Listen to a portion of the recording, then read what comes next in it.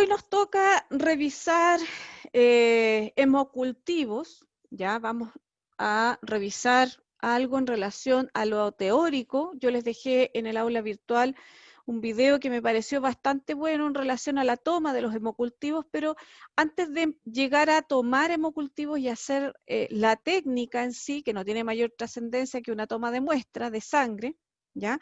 Hay que tener en cuenta un poco la teoría. Y para empezar a revisar la teoría, vamos a hablar de los tipos de hemocultivos, de para qué se usan, cuáles son las indicaciones y todo lo demás, que es lo que está en esta PPT. Estas botellas que ustedes ven acá, que ustedes acá dice botellas de hemocultivo, que son estas que están acá, es uno de los tantos tipos de botellas de hemocultivo que ustedes se van a encontrar. Estas son de la marca del laboratorio BD, que es bastante habitual verlas en nuestros servicios clínicos, y son los del sistema BACTEC, ¿ya? ¿Por qué hay distintas botellas? Porque va a depender del sistema, del equipo, ¿no es cierto?, que va a leer las botellas después de que se toma la muestra. Y como ustedes ven acá, es una botella grande de vidrio, ya con esta tapa que se llama flip off, que es de esas tapas que se sacan así, ¿ya? Y que además tiene unos medios de cultivo especiales y que van a ir cambiando de acuerdo al tipo de hemocultivo que vamos a tomar. ¿Habían visto esas botellas, chiquillos? ¿Las conocían? ¿No les habían llamado la atención? Que tienen como pescaditos adentro. Kevin dice que no, la María Ignacia dice que no. ¿Javier tampoco? Ya, se las voy a presentar entonces y hoy día van a conocer todo lo que tiene relación con los hemocultivos. ¿Qué es el hemocultivo? Es un examen del orden microbiológico que permite la detección en el laboratorio de una bacteremia o una fungemia y permite adecuar la terapia antimicrobiana de acuerdo al microorganismo aislado y a la sensibilidad in vitro que éste presente, ya que la terapia generalmente se inició en forma empírica. La técnica de hemocultivo o este tipo de examen generalmente se toma cuando se sospecha de una bacteremia, ¿no es cierto? Y que de alguna manera ya como el paciente ya empezó con fiebre y las bacteriemias ustedes saben que son bastante complejas, lo vimos en la parte respiratoria, ¿no es cierto? Se comienza inmediatamente con el tratamiento antibiótico. ¿Ya? Aparte de tomar la muestra y hacer crecer el microorganismo, porque eso es un hemocultivo, o sea, es un cultivo de sangre, ¿ya? Se hace una prueba de sensibilidad o un antibiograma que nos va a indicar más o menos cuál es la terapia que va a dar mejor resultado en el caso de ese paciente. ¿Cuáles son las indicaciones? Aquí me voy a esconder para que puedan ver bien las láminas. Cuando hay sospecha de bacteremia, como yo les decía, o fungemia en pacientes con o sin foco aparente de infección. O sea, ese típico paciente que de repente hace fiebre, ¿no es cierto? Y no tiene tos, no tiene malestar abdominal, no tiene signos de inflamación en ninguna parte, ¿no es cierto? Y no se sabe qué es lo que está pasando, probablemente es una bacteremia y y solicita el hemocultivo. Cuando hay sospechas de infección del sistema nervioso central, para descartar justamente que sea una bacteremia y no una infección del sistema nervioso central. En lactantes menores de 3 meses con hipertermia, ¿no es cierto?, sostenida, mayor de 39,5, que eso es de pediatría, me voy a meter en eso ahora. Síndrome febril de más de 4 días de evolución sin foco clínico evidente, pleuroneumonías, ya que era un poco lo que habíamos visto en el caso de respiratorio, el paciente inmunodeprimido con fiebre, ¿no es cierto?, que empieza con fiebre importante sin foco aparente, la sospecha clínica de septicemia, en caso de cardiopatía con fiebre sin foco clínico evidente, una osteoartritis aguda, una celulitis facial en un niño menor de 5 años y en el caso de una pielonefritis que sea, digamos, refractaria a tratamiento. Todas esas son las indicaciones y como ustedes se pueden dar cuenta son patologías que generalmente son de bastante rápida evolución, por lo tanto muchas veces los tratamientos antibióticos comienzan sin tener el resultado del hemocultivo. El objetivo central de este tipo de exámenes es identificar el agente causal de la infección, ya sean sistémicas, focales y o localizadas. ¿Ya? O sea, en el fondo nos va a ayudar a determinar al culpable, ¿no es cierto?, de toda esta sintomatología inespecífica que muchas veces tienen los pacientes. Para poder entender para qué, digamos, teniendo en cuenta las indicaciones que tienen este examen, ¿no es cierto? Podemos entender que hay distintos tipos de hemocultivos que se toman de distinta manera y hay distintos frascos que van a ir acompañando a cada tipo de hemocultivo.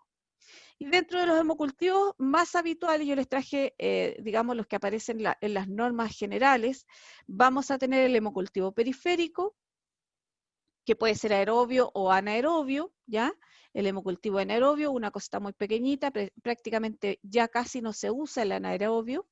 El hemocultivo anaerobio central, hemocultivos cuantitativos pareados, y el cultivo de punta de catéter o semicuantitativo, que también lo pueden encontrar con ese nombre en la normativa. ¿Habían escuchado esos nombres que yo les acabo de decir, chiquillos? Sí, profe, algunos. La Catalina, ella. ¿Sí? Sí, profe. Catalina. Ya. Sí, en micro, biología. Ya. Aquí van a conocer entonces cuáles son los tipos de hemocultivos que ustedes pudieran eventualmente tomar o que se les pueden indicar. Vamos a partir por el hemocultivo aerobio periférico, ¿ya? Que es aquel que se obtiene por punción directa de una vena distal y es aerobio porque busca microorganismos de carácter aerobio y por ello se utiliza un frasco de hemocultivo determinado. Ya vamos a llegar a los frascos.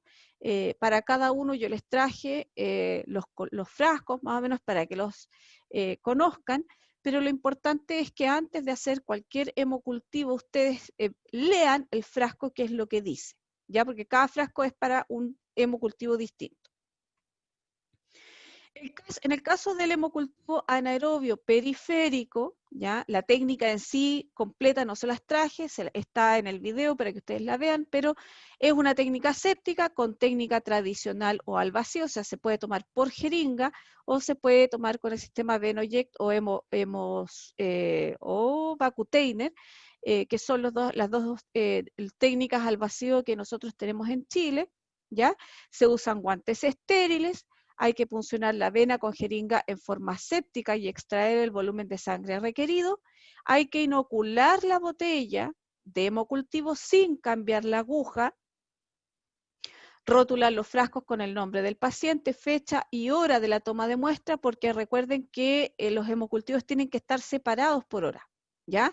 Marcar si corresponde al primero o segundo frasco. Y ahí se pone 1 o 2 en el frasco. Se recomienda tomar siempre 2 frascos por paciente, ¿no es cierto?, cuando son periféricos. Cada hemocultivo se debe realizar en un sitio de punción diferente, ¿ya? O sea, si vamos a tomar hemocultivo, tenemos que internalizar que vamos a tener que buscar 2 venas distintas, en 2 brazos distintos, ¿ya? Y no se debe utilizar la misma punción para inocular más de una botella. Y aquí está el frasco que ustedes van a utilizar. Este es otro sistema, ya al principio les tenía en la portada el frasco con el cuello largo. Este es el frasco del sistema BACT Alert, que también es automatizado, ¿no es cierto? Y porque no hay que escribir sobre el código de barra, porque si no el equipo de hemocultivos no lee el frasco, ¿ya?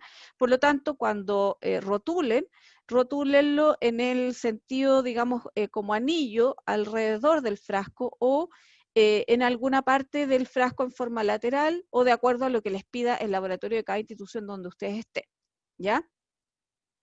Cada frasco de hemocultivo tiene colores distintos, ¿no es cierto? En este sistema el verde es el aeróbico adulto y el amarillo es el aeróbico pediátrico. Pero lo más importante que usted, más que se aprenda los colores de los frascos, es que tiene que leer esta parte que está aquí, ¿ya? Y ahí le va a decir si es para adultos, si es para niños, si es aerobio, es anaerobio, si es para hongos o si es para qué cosa, ¿de acuerdo? Y es súper importante lo que yo les decía, no escribir sobre el código de barra que está ahí, ¿no es cierto? Por lo tanto, el rotulado se tiene que hacer, digamos, en este sentido, ¿no es cierto? Con un O, si es que hay un espacio, ¿no es cierto? Puede ser en el borde del frasco, pero en un espacio que no tape el código de barra para que lo pueda leer el equipo, ¿ya? El volumen recomendado por frasco va a depender si es adulto o niño. En el caso de los adultos, en general se recomienda un volumen de 10 ml. Y ojo que los frascos están rotulados en el lateral, que es aquí, ¿no es cierto?, con cada 5 ml y generalmente traen unos 15 ml de medio de cultivo, ¿ya? Que es este color, de color amarillento que ustedes ven acá. A ver si puedo cambiar el color ahí. Esto que ustedes ven acá, esto es el medio de cultivo, ya que a veces son medio feos, de repente tienen algunos como sedimentos, otros colores que a veces son transparentes, etcétera, etcétera. Pero lo que usted se va a fijar es en esto que está acá, ¿no es cierto? Que es la cantidad de CC que usted va a ingresar al frasco, que se los va a ir más o menos diciendo esta parte de acá. ¿Ya? Pero en general son 10 cc para los adultos y para los niños el mínimo es de 0,5 ml en prematuros, ¿no es cierto? Y hay que usar un frasco pediátrico, ¿ya? Y aquí digamos, el volumen a tomar para los niños se calcula según el peso y de 2 a 12 kilos se toman 2 a 4 ml en un frasco pediátrico, de 12 a 35 kilos, de 5 a 10 ml en un frasco adulto, ya, ojo con esto, y sobre 35 kilos se va a usar un frasco de adulto y la muestra tiene que ser de 10 ml. ¿De acuerdo? O sea, la cantidad de sangre que ustedes van a tomar va a depender básicamente del peso. ¿Y por qué es importante? Porque tiene que existir una correlación entre la cantidad de muestra, ¿ya? Y la cantidad de cultivo, porque si no se les diluye. Y en general los microorganismos no crecen si no está bien esa relación. Es una relación aproximada, pero en los frascos pediátricos en general está bastante bien rotulado, ¿no es cierto?, esto de los ml que tienen que tomar.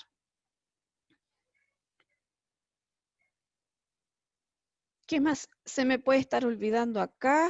Esto es súper importante, chicos. Como la cantidad de muestra va a depender del peso de los pacientes, ¿ya? En el caso de los pacientes o de las pacientes, mujeres, si ustedes quieren, entre comillas, que son las más habituales, que tengan problemas de tipo nutricional, como una anorexia, ¿no es cierto? Y que estén pesando menos de 40 kilos, tienen que considerar el peso, ¿no es cierto? Y eventualmente, dependiendo del peso total de la persona, es si van a usar un frasco pediátrico o un frasco de adulto, ¿ya? El hemocultivo anaerobio, que es el que yo les contaba que ya casi no se utiliza, tiene las mismas condiciones que el aerobio, puede ser periférico o central, y lo que cambia es el frasco y el medio de cultivo, y aquí es donde yo les digo que tienen que saber leer la etiqueta del frasco. No se guíen por los colores, porque los colores van a cambiar dependiendo del sistema o la marca del sistema de hemocultivos que tengan en el recinto donde ustedes están. Pero todos dicen para qué son. En este caso está en todos los idiomas, si ustedes lo ven ahí, ¿no es cierto? Dice que este es anaerobio y este otro es aerobio. Y lo mismo con los frascos de adulto y de niño, ¿ya? Y es anaerobio porque busca microorganismos de carácter anaerobio y por ello se utiliza un frasco de hemocultivo determinado. Y ahí ustedes, acá no se alcanza a apreciar, pero el medio de cultivo es totalmente distinto entre el aerobio y el anaerobio. El hemocultivo aerobio central, que básicamente tiene las mismas condiciones que un hemocultivo periférico aerobio, ¿ya? La diferencia es que se toma de una vía central y siempre se va a acompañar de hemocultivos periféricos. O sea, ustedes toman una muestra central, como lo ven acá, ¿no es cierto? ¿ya? Este está siendo tomado de una muestra central, de un catéter central, que puede ser catéter percutáneo, puede ser un catéter de diálisis, un catéter tunelizado, puede ser cualquier catéter venoso central, del tipo que sea, digamos, que les permita tomar muestra, va a ir acompañada además de una o dos muestras periféricas. Como dice la lámina, muy simple, corresponde al que se toma de la vía central de un paciente y es aerobio, ya que busca microorganismos de carácter aerobio y por ello se utiliza un frasco de hemocultivo determinado. ¿Ya? O sea, aquí vamos a tener anaerobios y aerobios periféricos y centrales. Las recomendaciones generales para el cultivo de catéter, de cultivo, digamos, de vía central, hay que obtener 1 o 2 hemocultivos periféricos de sitio de punción diferente, además de la muestra central. Hay que rotular los frascos con el nombre del paciente, la fecha y la hora de la toma de muestra, pero además vamos a marcar las botellas según corresponda, si es del catéter central, si es cuando son de más de una rama o lumen, ¿no es cierto? Tiene que anotarse cuál rama o cuál lumen, y si es periférico, si es 1 o 2. ¿Ya? Idealmente tomar una muestra por cada lumen o rama del dispositivo. Hay catéteres centrales que son de doble lumen, de triple lumen, y si tienen 3 lúmenes, hay que tomar una muestra de catéter central con un frasco para cada muestra de cada rama del dispositivo. Y esto es lo que se llamaba antiguamente el cultivo de arrastre, ¿ya? Porque en el fondo lo que nosotros queremos saber es cuántos microorganismos hay alojados en el conducto del catéter central. En catéter de diálisis hay que tomar siempre una muestra por cada rama más un hemocultivo periférico, ¿ya? Los frascos a utilizar nuevamente de la marca Bactalert, que pueden ser estas, puede ser otra, verde aeróbico adulto y amarillo aeróbico pediátrico. Aquí no hay diferencia entre el frasco que ustedes van a usar para un hemocultivo periférico de uno central, ¿ya? Lo único que tienen que fijarse es que sea aerobio o anaerobio. Y la precaución de siempre es no escribir sobre el código de barra de la botella. El volumen recomendado por frasco, yo ya les conté, ahí está, ¿no es cierto?, el medio de cultivo, ¿no es cierto?, que si ustedes se fijan tiene como unos pescaditos, es igual que el hemocultivo aeróbico periférico y se tienen que tomar, ¿no es cierto?, siempre con un hemocultivo central, 1 o 2 hemocultivos periféricos para ver cuál es la diferencia, eso lo calcula el laboratorio, el tiempo diferencial que eso lo ve el laboratorio dentro de sus cálculos cuando dan los resultados. Otra cosa importante es que el volumen de sangre debe ser igual en todos los frascos. Si usted está tomando hemocultivo central y 2 periféricos, en los 3 frascos tiene que poner la misma cantidad de sangre. Y eso tiene relación, como yo les decía, con la cantidad de medio de cultivo que tienen y en el fondo es importante porque esa relación entre cantidad de muestra y medio de cultivo les va a dar mayor certeza de lo que están cultivando. Existen también los hemocultivos cuantitativos pareados, ¿ya?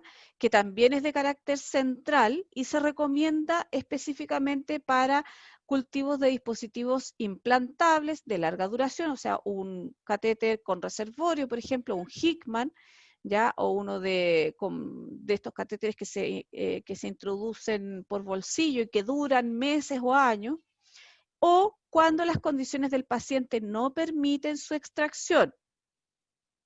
Por ejemplo, neonatos, pacientes con coagulopatías, nulo acceso vascular, grandes quemados, obesos mórbidos, y se toma principalmente del acceso central, ¿ya? Ese es el que más tiene más importancia. Las recomendaciones generales, de nuevo, la técnica séptica, obtener una muestra de 2 ml de sangre, por eso que es especial, porque se toma menos cantidad de sangre. Dice por punción periférica y una muestra de 2 ml de sangre obtenida a través del catéter. La principal muestra de la que ustedes se tienen que preocupar es la obtenida a través del catéter, ¿ya? Y cuando tomen muestras de catéter van a eliminar los primeros 1 a 3 ml de sangre extraídos del catéter central, ¿no es cierto? Y después con otra jeringa van a tomar la muestra para el hemocultivo. Como son jeringas heparinizadas, ya se las voy a mostrar, hay que rotular las jeringas indicando el origen de la muestra, si es central o periférica, y la idea es que tomen uno central y dos periféricos si es que es posible. Hay que recordar, ¿no es cierto?, que si es un catéter central y que tiene varias ramas o lúmenes, hay que tomar una muestra por cada rama o por cada lumen, y en el catéter de diálisis tomar siempre una muestra por cada rama más un hemocultivo periférico. Y ahí está la jeringa, que este es del laboratorio BD, que es la que ustedes más ven generalmente en los centros clínicos, y la jeringa es una jeringa que ya está previamente heparinizada. Acá no se ve, ¿cómo se llama esto? La heparina, porque es una heparina en polvo, que no es en polvo, es liofilizada, es un ion de litio con heparina, digamos. Por lo tanto, está en los bordes, va pegado en los bordes de la jeringa, ¿ya?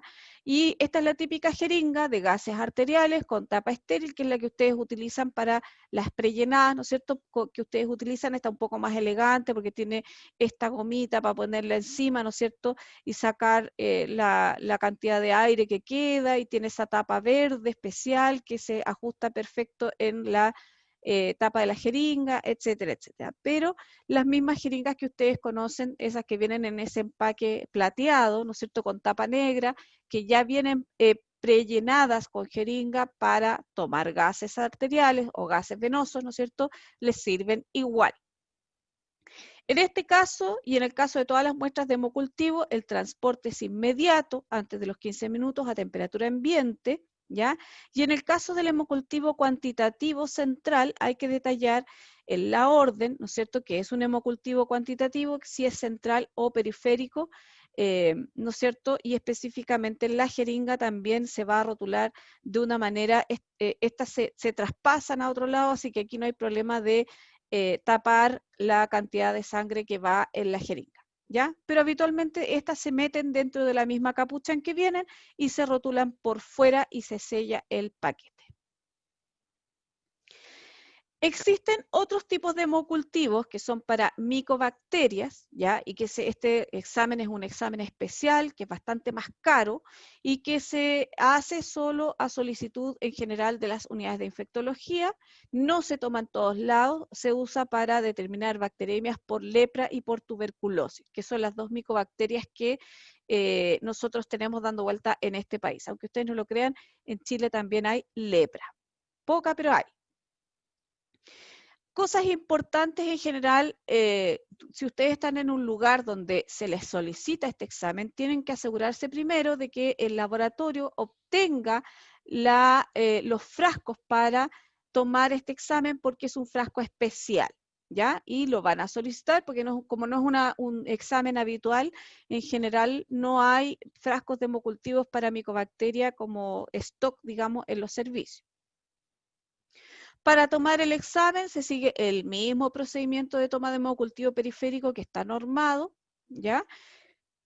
El volumen de muestra es de 3 a 5 ml por paciente, y en la orden o en la solicitud de la muestra tienen que poner que es una solicitud de investigación bacteriológica de tuberculosis o de lepra, si es que, dependiendo de lo que se esté sospechando, ¿ya?